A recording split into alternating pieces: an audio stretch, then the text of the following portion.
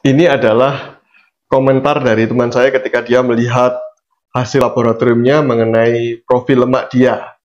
Jadi dia kaget sekali. Ternyata LDL-nya sangat tinggi atau tinggi sekali. Karena itu dia khawatir mengenai itu. Anda tidak perlu cemas juga seperti dia. Karena itu kita pelajari mengenai LDL itu supaya kita tahu bahwa apakah LDL yang tinggi juga berbahaya bagi tubuh kita? Belum tentu. Mari kita simak mengenai LDL itu. Nah, ini adalah standar atau angka-angka parameter terhadap LDL di dalam tubuh kita atau dalam darah kita, yaitu batasannya yang 130 sampai 159. Jadi itu adalah borderline, batas tinggi mengenai LDL itu. Di atas itu maka LDL kita adalah termasuk tinggi atau sangat tinggi kalau di atas 200. Tapi apakah itu berbahaya? Anda tetap cemas tentang itu tentunya. Karena ada gambaran ini yang seringkali sudah diterima bertahun-tahun, bahwa LDL itu adalah lemak jahat atau kolesterol jahat yang mengakibatkan terjadinya penyumbatan pembuluh darah yang berakibat pada penyakit koroner atau stroke, ya. Bahkan digambarkan seperti setan yang bertanduk seperti ini. Ini adalah LDL. Tapi benarkah demikian?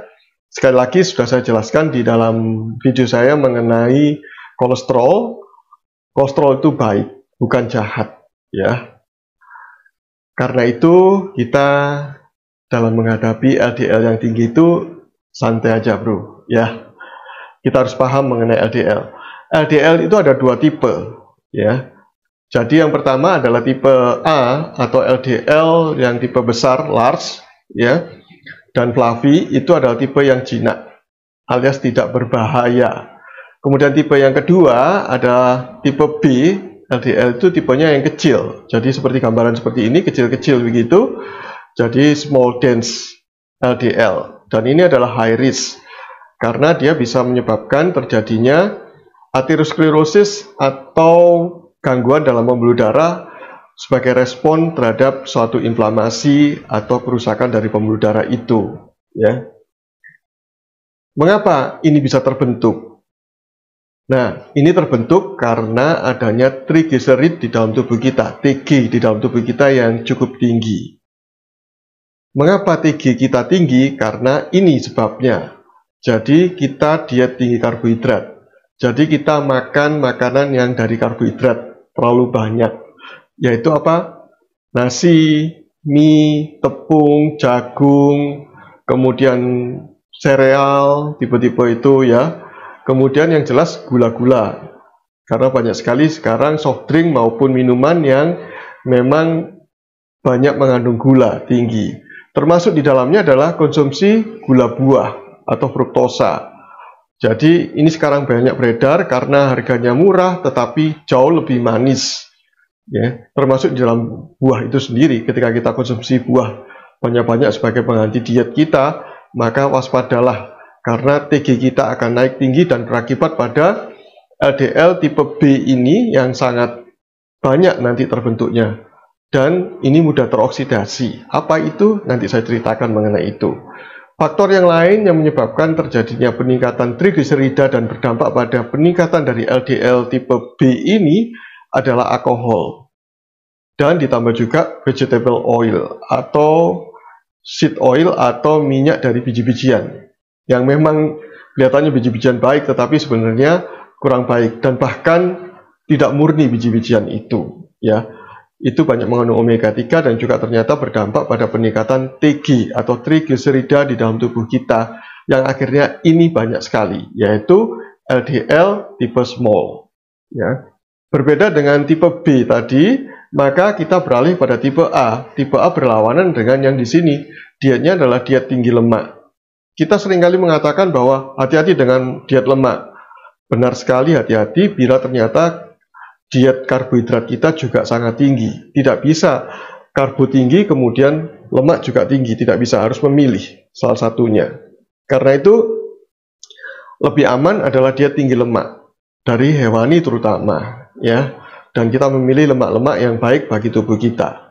Pada video yang lain saya tayangkan mengenai bagaimana cara memilih lemak yang baik bagi tubuh kita sehingga tidak meracuni tubuh kita, tetapi tubuh kita menjadi lebih sehat, tidak obesitas dan sebagainya. Dan ternyata LDL yang meskipun tinggi di dalam tubuh kita karena konsumsi lemak, ternyata adalah tipe A, tipe yang benign atau tidak jahat, ya, tidak mengandung risiko untuk terjadinya kerusakan pembuluh darah kita. Jadi inilah penjelasannya. Jadi ada relasi atau hubungan antara LDL tipe kecil terhadap rasio perbandingan antara trigliserida dan HDL, high density lipoprotein. Tadi saya sebut banyak sekali mengenai TG atau trigliserida itu. Anda bisa lihat dari grafik ini, titik temunya di angka 3,8. Jadinya rasio antara TG dibagi dengan HDL itu bila lebih dari 3,8, maka small dense-nya akan naik tajam sampai 80%, ya. Dan itu berisiko. Tetapi large dense-nya juga akan turun seperti pada pertemuan pada garis atau anak panah hijau itu. Ya, ini adalah rasio, jadi ada hubungannya, semakin tinggi TG, maka semakin tinggi resiko terhadap koroner karena banyaknya jumlah LDL tipe kecil atau tipe small atau tipe A itu. Nah, ini yang perlu diperhatikan, ya. Lalu apa lagi bedanya dari dua tipe itu? Ini kita perjelas, ya. Ini ada dua orang pasien, sama-sama LDL-nya 130 mg per desiliter. Tadi borderline tinggi, ya, 130 sampai 150. Dua-duanya memiliki kadar LDL 130. Tetapi apa yang membedakan dua-duanya? Ternyata satunya tipe large LDL dan satunya tipe small dense LDL, ya. Jadi ada bedanya. Ingat, yang small ini adalah yang high risk. Tadi itu. Kita lihat pada hasilnya. Pada profil lipidnya ini, ternyata pada bagian di sini, ini trigliseridnya, TG-nya adalah hanya 90. Sedangkan HDL-nya, high density lipoprotein dari kolesterol itu adalah hanya 50, jadi tinggi. Ya. Ketika dibagi, rasionya kurang dari 2. Itu sangat baik. Ya. Berbeda dengan yang tipe satunya, orang satunya, TG-nya adalah 250, sedangkan HDL-nya 30. Jadi, ketika TG dibagi HDL, itu bisa lebih dari 8 kali, jadi 8. Ya. Ingat di gambar ini, ketika lebih dari 3,8 atau 4 lah, taruhlah, maka itu sangat berbahaya. Jadi yang warna kuning, grafik warna kuning ini adalah yang small dense jadinya. Sedangkan yang merah yang turun di sini itu adalah yang large dense. Jadi yang tipe besar, ya. Ketika tipe besarnya turun tapi tipe kecilnya meningkat, maka risiko terhadap koroner juga lumayan risiko tinggi, ya. Jadinya hati-hati. 5 sampai 10 tahun kemudian akan terjadi penyakit jantung koroner pada orang tersebut. Semakin sering makan karbonya, maka semakin cepat risiko itu terjadi. Nah, mengapa small dense LDL atau tipe A, tipe B tadi itu berisiko bagi kita? Ya, ini penjelasannya. Jadi kita bayangkan tabung itu adalah pembuluh darah kita yang di dalamnya berisi LDL transporter itu. Ada dua jenis. Yang pertama adalah yang tipe besar, yang di atas itu, yang ini, ya, yang di atas ini. Jadinya. Kemudian yang kedua adalah small dense SD itu, ya, SD-LDL, small dense LDL, tipe kecil, ya. Ini saya kasih tanda supaya jelas. Sedangkan LDL yang besar, tipe besar itu di dalam pembuluh darah hanya berlangsung atau beredar kira-kira 2 hari saja. Tetapi yang small dense lebih lama, jadi 5 hari jadinya. Dan Anda lihat, ini ada garis putus-putus ini, itu dibayangkan adalah pembuluh darah yang sudah tidak intak lagi, tidak utuh lagi. Jadi sudah ada goresan, ada luka di situ. Meskipun kecil sekali, itu bisa dimasuki oleh yang kecil, LDL kecil tadi itu. LDL akan melusuk ke dalam celah-celah dari pembuluh darah yang sudah tergores ini, ya. Untuk supaya gampangnya, saya ingatkan lagi pada video yang lain tentang kolesterol itu baik, mengenai ilustrasi mengenai panci teflon. Ya, panci teflon ini ketika masih baru, masih mulus teflonnya, ketika dipakai menggoreng, minyak tidak akan lengket di situ. Jadinya makanan yang digoreng tidak lengket. Ya. Tetapi ketika sudah ada goresan, maka menyebabkan makanan menjadi lengket di dalam teflon itu, seperti ini, ya, penggorengannya. Nah, analogi ini sama dengan pembuluh darah ini. Ketika sudah tergores teflonnya, lapisan dari pembuluh darah itu sudah tidak intak, tidak utuh lagi, maka LDL yang tipe kecil itu akan masuk ke dalamnya. Sebenarnya adalah upaya untuk penyembuhan. Dan ketika dia masuk kecil itu terjadi oksidasi. Kemudian terjadilah peradangan di situ, inflamasi dan seterusnya. Kemudian terjadi pembengkakan di dalam pembuluh darah yang akibatnya terjadi seperti plak, ya. Jadi dia tidak utuh lagi seperti ini jadinya, ya, tidak utuh lagi tapi ada benjolannya, dan itu akan menghambat aliran darah. Semakin besar itu, maka semakin menyebabkan aliran darahnya juga tidak lancar. Selain membuntu, juga menyebabkan kaku dari pembuluh darah, ya.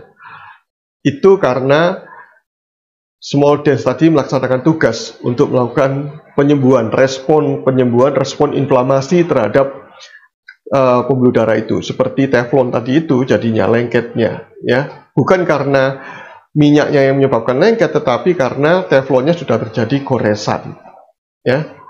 Inilah gambaran mengenai mengapa small dense itu menyebabkan resiko terhadap pembuluh darah koroner maupun pembuluh darah otak yang berakibat serangan jantung maupun serangan stroke, ya. Lalu untuk ini apa yang harus kita periksa di dalam laboratorium? Apakah LDL saja atau HDL saja? Nah, ini saran saya untuk pemeriksaan laboratorium. Untuk profil lipid yang penting untuk mengetahui apakah diri kita aman atau tidak, ya. Yang pertama adalah trigliserida. TG itu karena dia adalah berpengaruh atau menjadi cikal bakal terhadap terbentuknya small dense LDL atau tipe A tadi, LDL tipe A tadi itu, ya. Kemudian berikutnya adalah HDL, high density lipoprotein, ya. Dia yang sebagai lipoprotein scavenger namanya. Dia akan membawa kolesterol yang berlebihan dari pembuluh darah untuk dibawa ke hati, ya. Dan ini menjadi faktor pembagi terhadap rasio TG dan HDL, ya. Berikutnya adalah LDL untuk mengetahui apakah LDL Anda itu kondisi tinggi atau tidak. Tetapi sebenarnya kurang berpengaruh hal ini, ya. Ini bisa dilewati, ya. Tidak harus seperti ini. Kemudian HSCRP. Kenapa saya menganjurkan untuk HSCRP? Untuk mengetahui apakah di dalam pembuluh darah Anda atau di dalam tubuh Anda terjadi keradangan, inflamasi atau tidak, ya, banyak inflamasi atau tidak, atau inflamasi dalam tubuh Anda tinggi atau tidak. Salah satunya yang resiko di pembuluh darah. Jadinya terjadi keradangan tadi seperti keretakan di dalam pembuluh darah itu. Scavengernya tadi, atau bukan scavenger, LDL-nya masuk ke dalam pembuluh darah tadi itu jadinya, ya, retakan-retakan tadi itu. Nah, HSCRP atau High Sensitive C-reactive Protein adalah untuk mengukur apakah keradangan di dalam tubuh Anda tinggi atau tidak, karena akan direspon terhadap oleh LDL, ya, oleh kolesterol itu. Jadi yang terpenting dari 4 ini adalah 1 dan 2, itu yang penting sekali untuk mengetahui bahwa bagaimana rasio TG dan HDL itu harusnya kurang dari 2. Semakin rendah dari 2, maka semakin baik tubuh Anda. Risiko terhadap koroner juga semakin kecil, ya. Oh ya, dalam sindrom metabolik yang dipakai pengukuran laboratorium selain GD dan HbA1c adalah TG dan HDL. LDL tidak dipakai, ya. Nah, ini parameternya. TG-nya diharapkan turun, jadi lebih rendah dari 150, kemudian HDL-nya harus lebih tinggi daripada 40 atau 45, jadi harapannya semakin tinggi semakin baik, TG-nya semakin rendah semakin baik, kemudian HSCRP juga semakin rendah, turun, ya. karena inflamasinya juga akan semakin rendah. Nah, ketika kita mengetahui kondisi-kondisi ini kurang sesuai di dalam tubuh kita, sehingga tubuh kita berisiko terhadap terjadinya aterosklerosis atau penyumbatan pembuluh darah tadi itu, dan berisiko pada stroke maupun penyakit jantung koroner yang berbahaya sekali, maka apa yang harus kita perbaiki? Ini yang harus kita lakukan. Diet rendah karbo, karena karbohidrat akan memberikan dampak peningkatan kadar trigliserida di dalam tubuh kita, dan itu akan berdampak pada peningkatan jumlah dari small dense LDL, LDL tipe kecil tadi itu, ya, yang sangat sensitif terhadap peradangan tadinya. Kemudian solusinya yang lain adalah diet tinggi lemak untuk menurunkan TG-nya tadi itu dan meningkatkan HDL kita. Dan ini sama dengan intermittent fasting juga. Jadi puasa 16 jam per hari dengan jam makannya, window makannya adalah 8 jam. Cukup itu, ya. Pada tempat ada kesempatan yang lain saya jelaskan mengenai intermittent fasting, ya. Kemudian olahraga. Nah, olahraga ini juga penting, hampir sama dengan intermittent fasting. Dampaknya juga menurunkan TG dan menaikkan HDL menjadi tinggi. Tidur yang cukup dan manajemen stres yang baik, dua-duanya juga akan menurunkan stres di dalam tubuh kita yang berakibat inflamasi yang berisiko terhadap terjadinya pembentukan plak atau aterosklerosis atau penyumbatan pembuluh darah itu, karena dia akan direspon oleh LDL tipe kecil tadi itu, kolesterol itu. Nah, semoga video ini bisa bermanfaat bagi Anda. Anda tidak takut lagi bila mendapatkan raport dari lab Anda, LDL saya tinggi. Tenang aja, ya. Gak usah takut. Terima kasih Anda sudah menonton video saya. Bila bermanfaat, silakan bagikan atau share. Salam sehat dari saya, Dr. Oi.